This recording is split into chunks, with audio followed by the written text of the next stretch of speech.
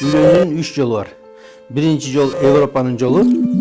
Бул жерде кыз менен жигит бир нече убакыт жүрөт, сүйүшүп, күйүшүп, анан үйлөнсө үйлөнөт, үйлөнбөсө таштап качып кетет. Бул коркунучтуу жол.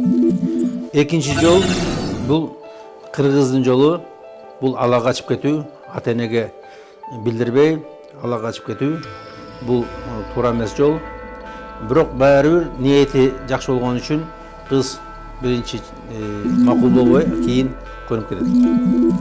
Үчүнчү жол бул мусулман жолу. Бул жерде ата эне таанышып, сүйлөшүп, анан кийин үйлөндүрөт. Бул эң туура жол жана жакшы жол. Кыз менен жигит макул болсо үйлөнөт. Мына ошон үчүн үйлөнгөндө жакшынакай болуп, тоюн өткөрүп, анан кийин учар-бачар үйлөп кетет.